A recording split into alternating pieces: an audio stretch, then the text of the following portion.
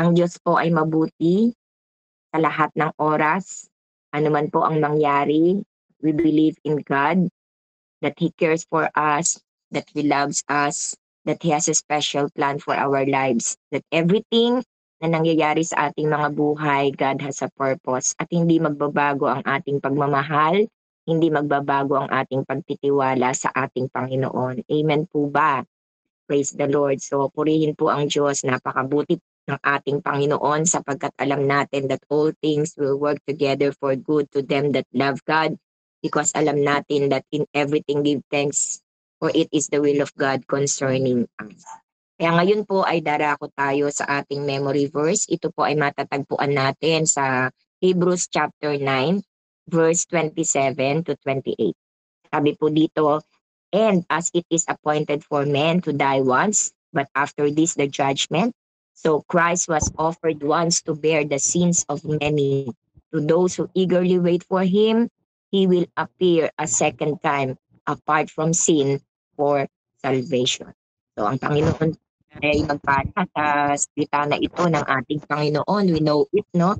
Bisadong kabisado natin ang Hebrews 9:27, minsan lang tayong mabuhay at ang tao ay itinakda na mamatay ng minsan. Subalit, at pagkatapos po ng kamatayan ay ang paghukom. Subalit purihin po ang Diyos sapagkat tayo na nakakilala sa ating Panginoon, anything happens, alam natin na tayo po ay makakasama at makakapit ng Panginoon sa langitan. At ang sabi nga po ay ang mga tao na nag-iintay eagerly, no, sa muling pagbabalik ng ating Panginoon ay magkakaroon ng kaligtasan. Kaya po sabi ko, hindi po ba sa Revelations ang magtagumpay hanggang wakas ay dadamitan ko ng puting damit at hindi ko buburahin ang kanyang pangalan sa aklat ng buhay sa langit. Ito po ay isang katotohanan na sinabi ng ating Panginoon, ano, pag nagtagumpay, ibig sabihin we have war. Bakit?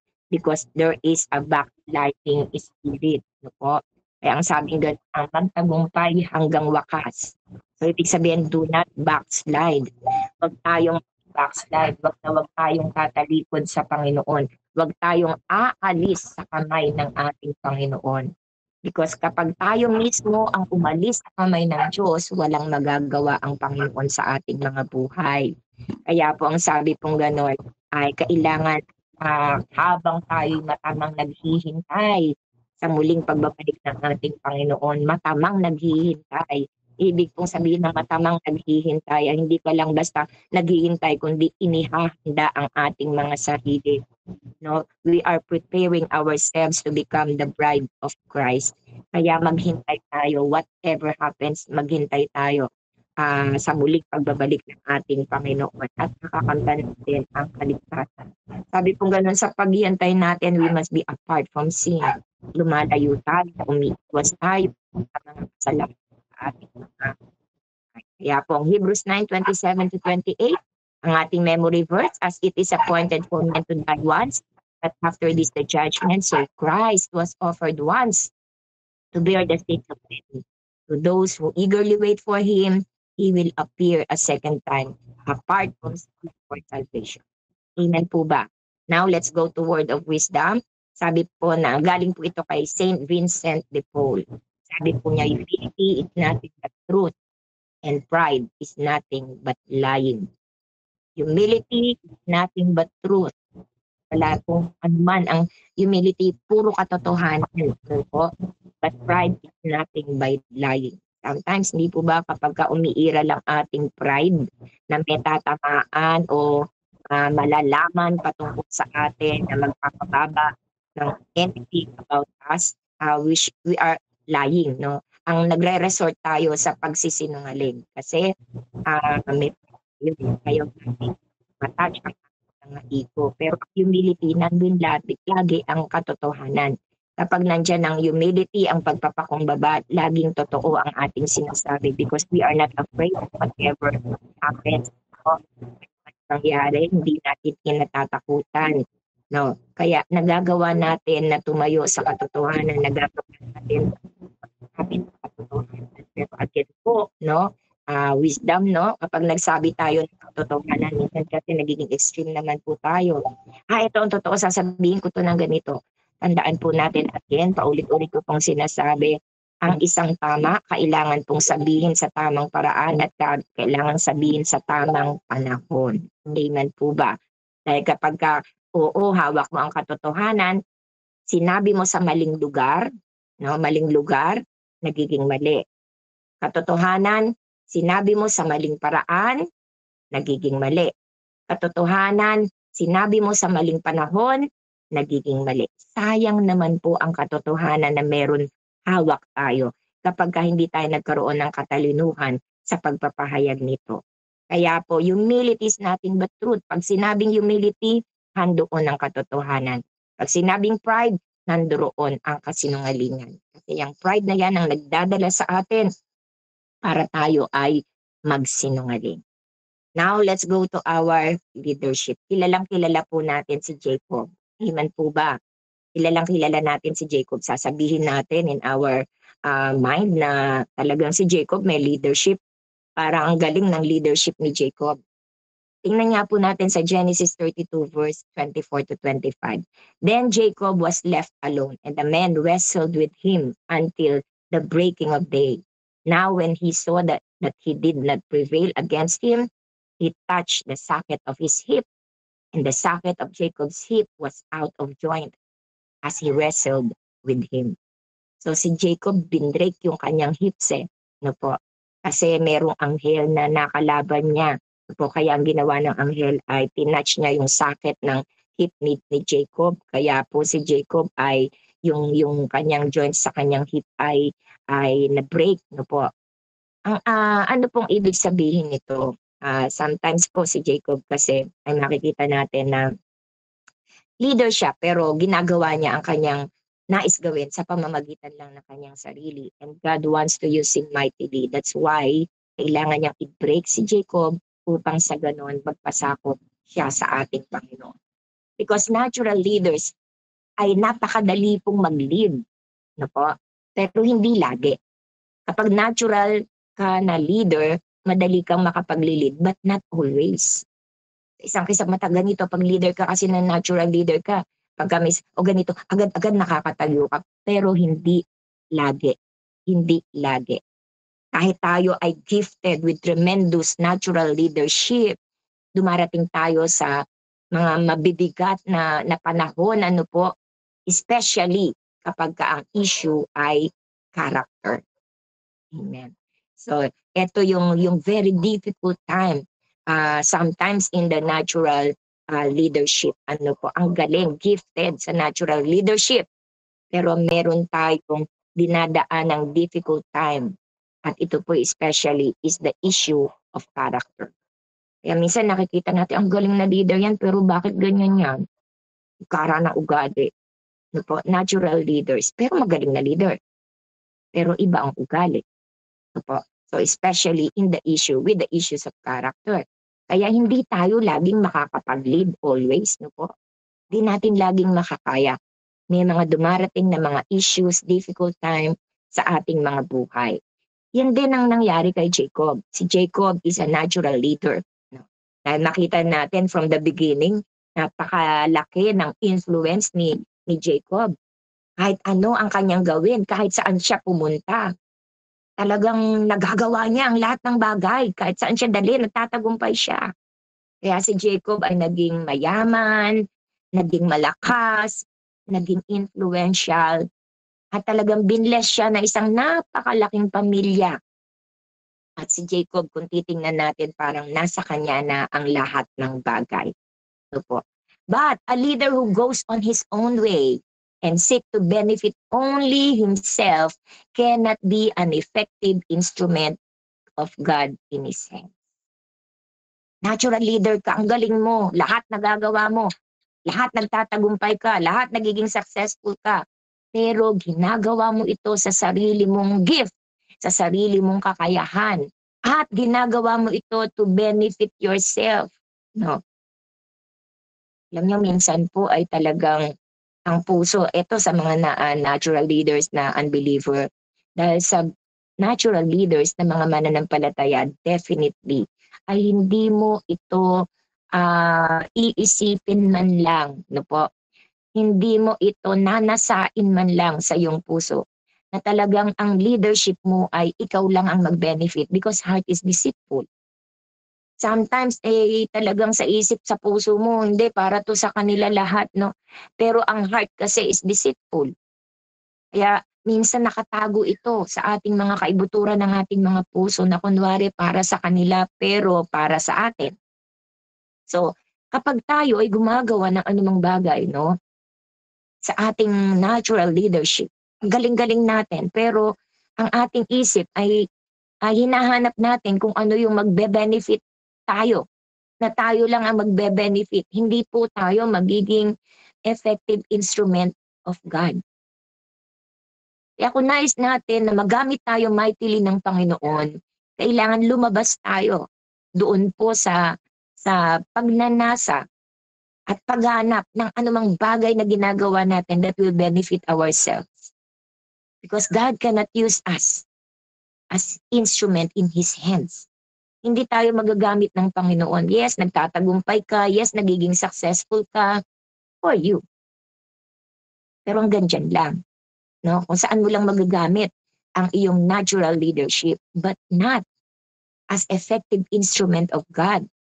Hindi ka magagamit as effective instrument of God. At dahil tayo po lahat ay mananampalataya ng ating Panginoon, kinakailangan pong ialis natin, saliksikin natin ang ating mga puso, kaibuturan ng ating mga puso, no? Magpa-scan tayo sa ating Panginoon. Honestly, with all honesty, sabihin natin sa Panginoon, Lord, scan mo nga ako, scan mo nga yung puso ko, isip ko, sa isip ko talagang ginagawa ko ito para sa iyo. Pero scan mo nga ako, baka nadideceive ako ng aking kaisipan, ng aking puso. I-scan mo nga ako, Panginoon, at gawin mo ako na talagang kapag ako'y nag-lead, hindi para lang sa benefit ko, kung hindi, Panginoon, para sa benefit ng ibang tao at ng gawain mo. Para tayo po ay maging effective instrument in God's hand. Kaya po si Jacob ganito, yaman niya, strong siya, influential siya, ang laki ng pamilya niya, ano po. Pero siya, yung natural leadership niya, ay ginagamit niya, una, sa sarili niyang paraan, sa sarili niyang kakayanan. Yan po ang mahirap ng gifted no? Kapag tayo'y gifted, hindi natin ma-recognize that we are using our gift, na nakarely tayo sa Diyos, kung hindi mostly, almost, no? Almost, most of the time, ay dahil gifted tayo, nakarely tayo sa ating sarili. Kaya halimbawa, magaling na tayong magpakanta. Sometimes hindi na natin kailangang manalangin at mag-fasting Maghanda kasi magaling na tayong magpakanta So hindi na tayo nagdi-depend sa Diyos. No po? Kaya hindi tayo maggamit mightily ng Lord. Alam niyo po, yung gift natin without God, ang kaya lang nitong i-penetrate is hanggang soul. But it cannot penetrate the spirit of men. Hindi nito kayang i-penetrate ang spirit ng tao. That's why it does not transform. Nakikita, uy, ang galing, nakakatuwa, I am blessed, ganito, ganyan. But it cannot transform. Kasi sarili lang nating gift ang ginamit natin. Kaya po para tayong, halimbawa sa VIA, no? Don't rely on your gift. Thank God that you have gift, but rely on God. No po? Rely on God. Wag natin isipin maganda ba pagkakakanta ko. Minsan nakatuon tayo lagi doon. Dapat I will offer this to God and I will have the people worship the Lord. Sa pagsasayaw natin, tayo nakakonsentrate sa steps. No po? Nakakonsentrate tayo sa Diyos na sinasayawan natin. So, with that, na ang mga gift natin ay ginagamit natin as not relying on our own way, but on God's way. God will use us effectively as His instrument. So, it will penetrate the spirit. Kailangan po sa bawat ginagawa nating paglilingkod sa Panginoon, ang target natin is the spirit. Yung pong espiritu ang tinatarget natin. Kailangan nararating ng lahat ng bagay na ginagawa natin hanggang kaibuturan ng espiritu ng tao. Because the real man is the spirit. Hindi lang yung flesh, nasyahan ako, grabe, ang ganda, tuwan-tuwa ako, ang gandang pandinig, ang ganda, I feel it, I feel it. How about your spirit? Kasi pag ang mga bagay na ginawa natin with our gift ay nakadepende sa Diyos, pina-anoint natin sa ating Panginoon, it will penetrate hanggang espiritu and it will change. It will transform people. Kaya we need to pray. We need to pray. We need to seek God. We need to rely on God. Kasi iba yung anointing sa gift, no? Yung natural gift natin nandyan, but iba yung anointing. Anointing breaks the yoke of the enemy. Anointing change people. Anointing transform people. Anointing gives miracle.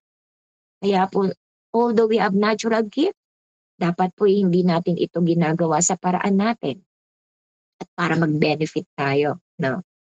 Hindi natin to ginagawa sa paraan natin para mag-benefit tayo. Hindi ginagawa na itin ito, paano ba sa paraan ng Diyos?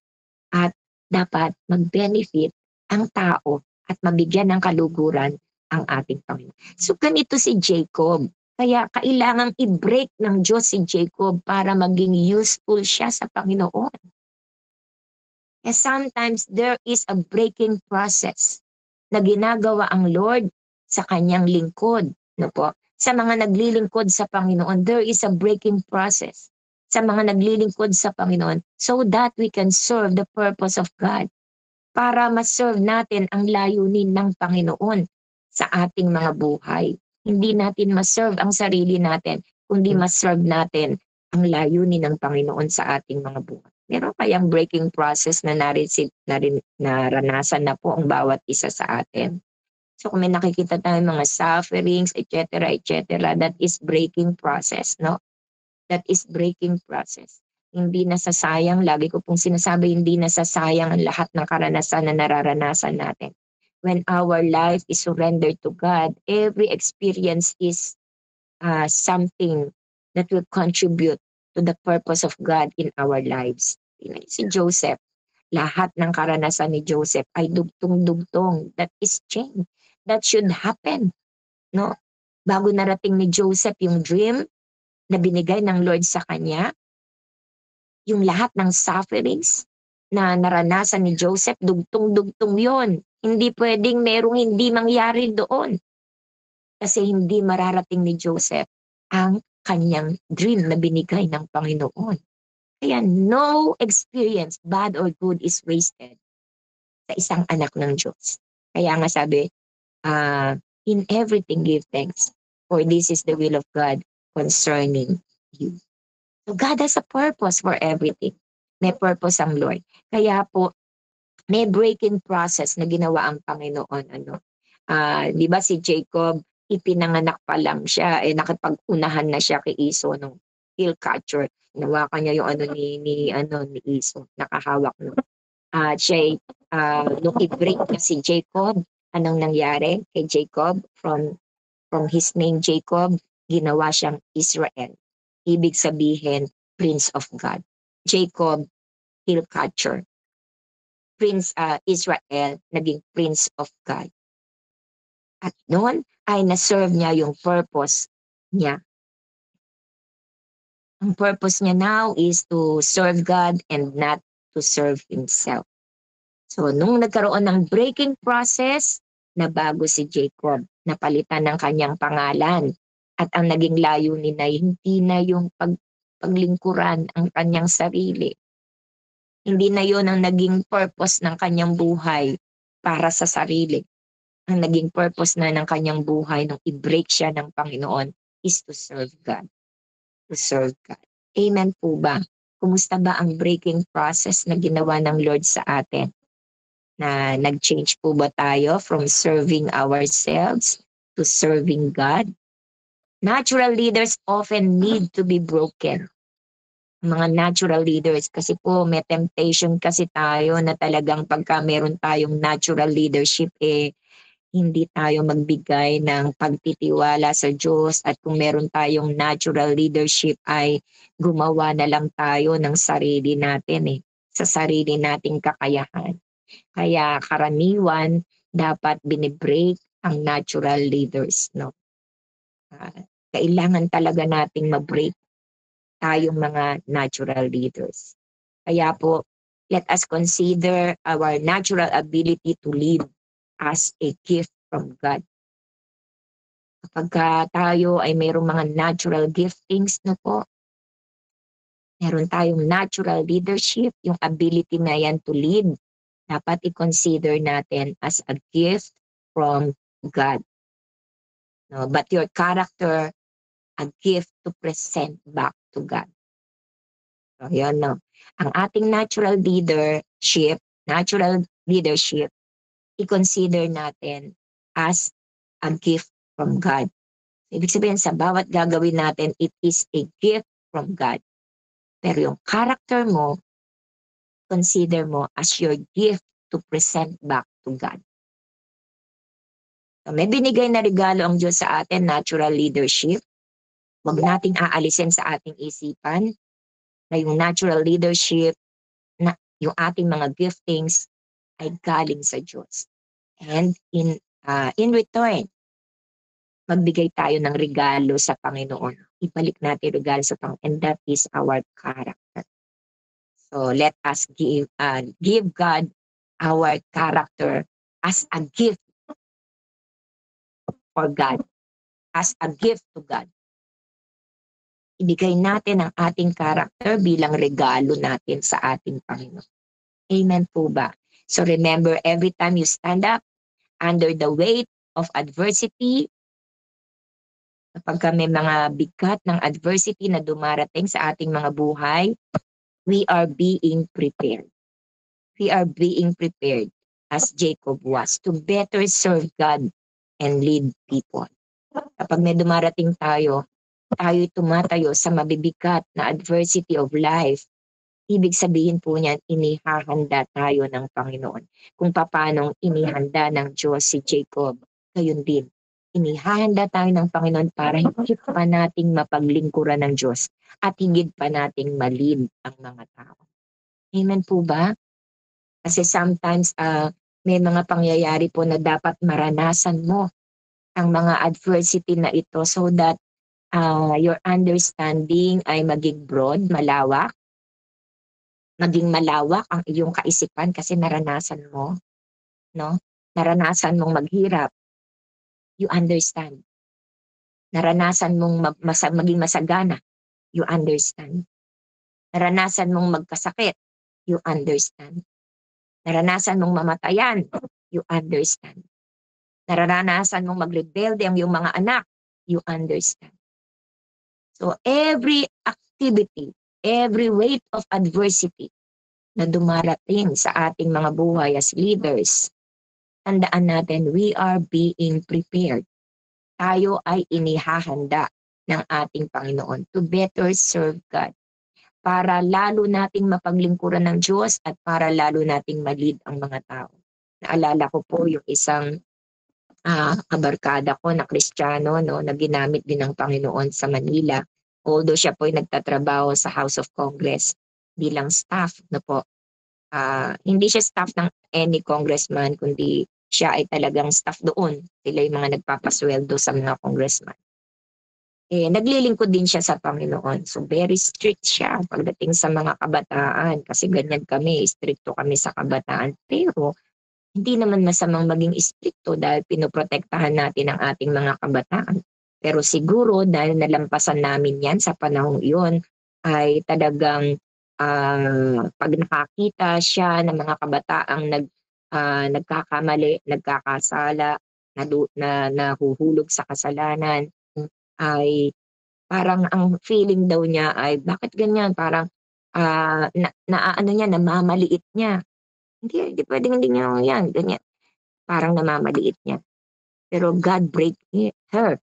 Binrake siya ng Panginoon nung dumating sa punto na ang kanyang mismong anak ay nabuntis. At nung mabuntis yung kanyang anak, nagulat siya na bago ang kanyang kaisipan. Umiyak siya nang umiyak sa Panginoon at nagtanong siya sa Lord. Sabi niya, Panginoon, bakit gano'n? Ako, pinreserve ko yung buhay ko. Ang mga kabataan, iniingatan ko. Bakit ang anak ko? Sabi niya gano'n. Iyak siya na iyak sa Panginoon. Grabe yung pagdurusa niya sa Panginoon. Pero ang sabi niya sa akin nung nakausap ko na siya, pero syempre in the end, mananay, hindi mo syempre dapat pabayaan ang anak mo. Gaano man kasama ang ginawa ng anak mo, gaano man kasama ang anak mo, hindi mo naman pwedeng iwanan sa ere ang anak mo at pabayaan na masama ka sa impyerno ka na. Hindi naman pwede yun dahil sabi niya sa akin, nako, Catherine, sabi niya gano'n sa akin, Catherine tawag niya sa akin. Catherine, grabe, tinuruan ako ng Diyos na. Yan, parang ang puso ko ay mas naging maunawain kesa sa dati. Nung nangyari yun sa anak niya.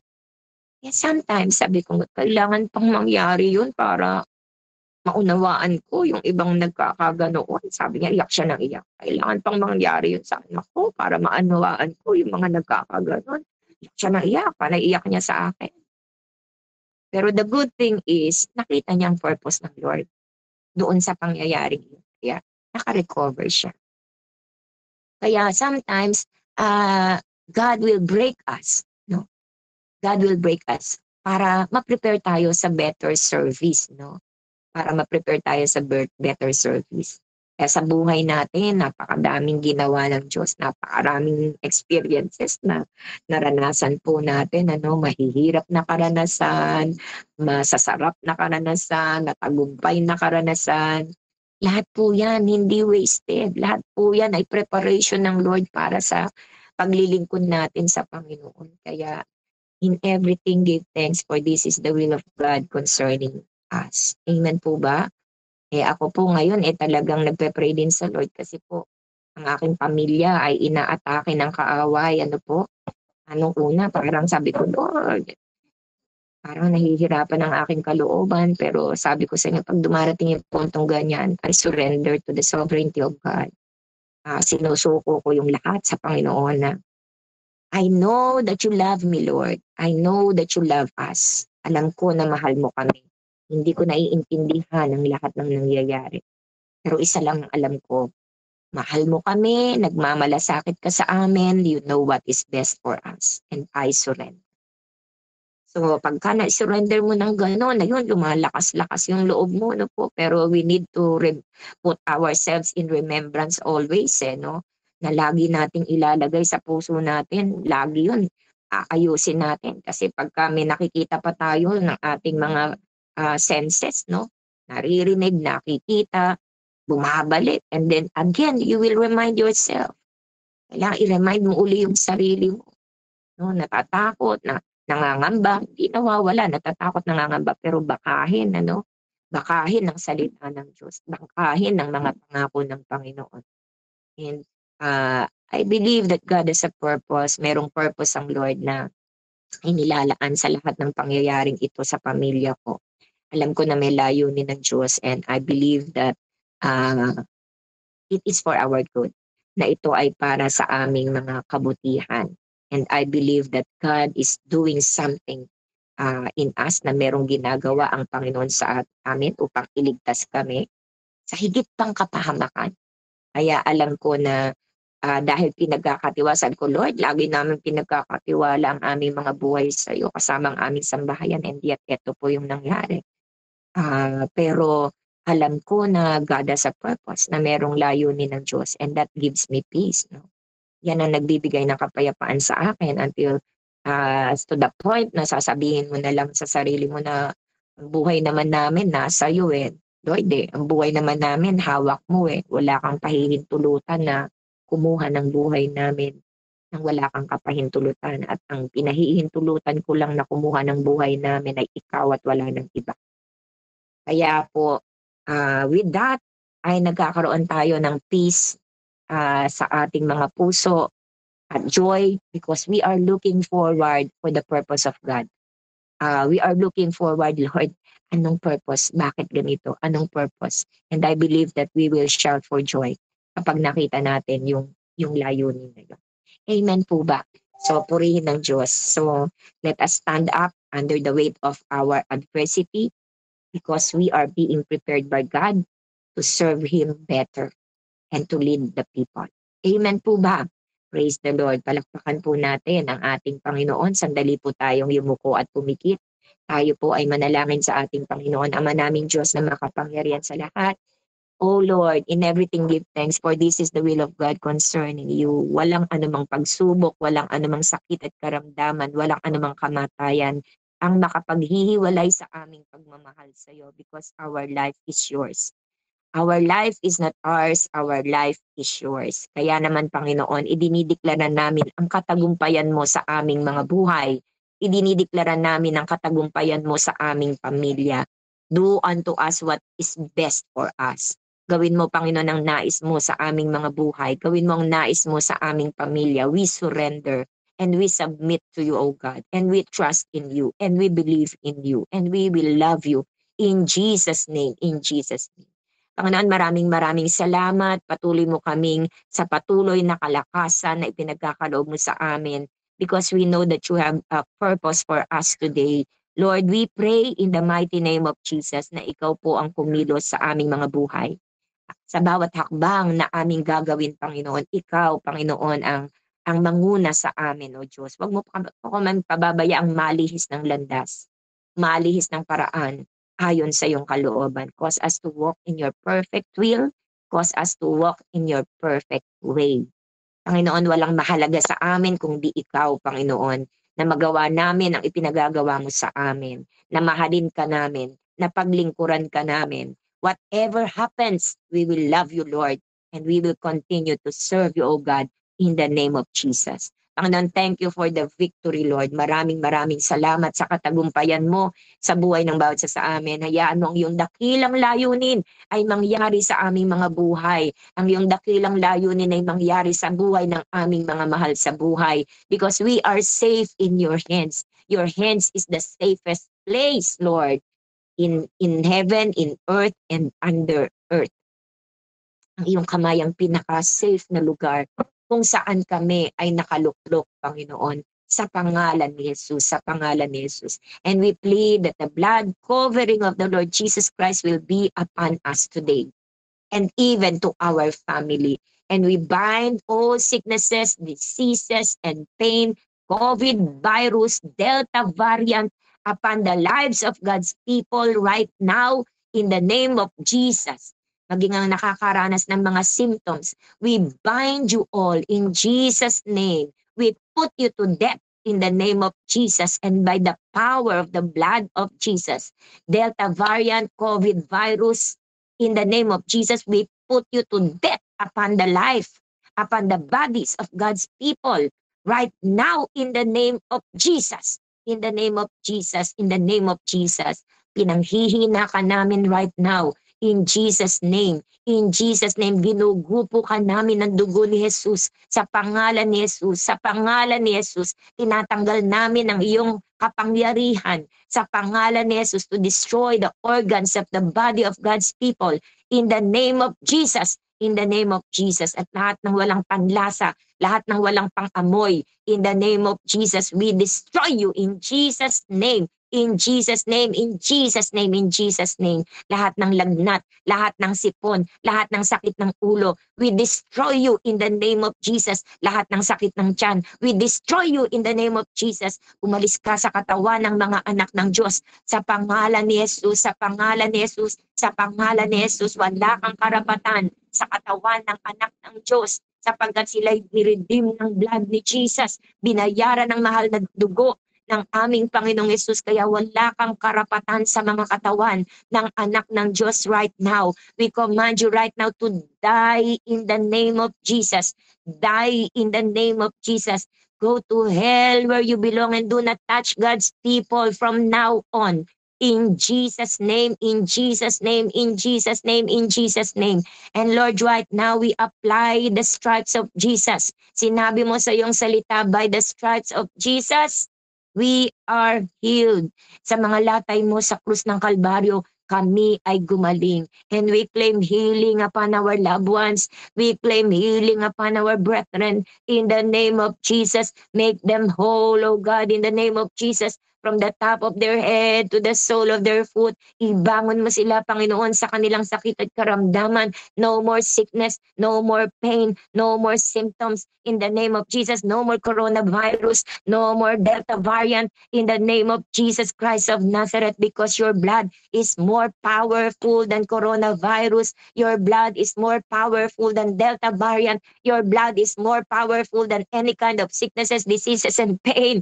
You are more powerful and you are a miracle working God.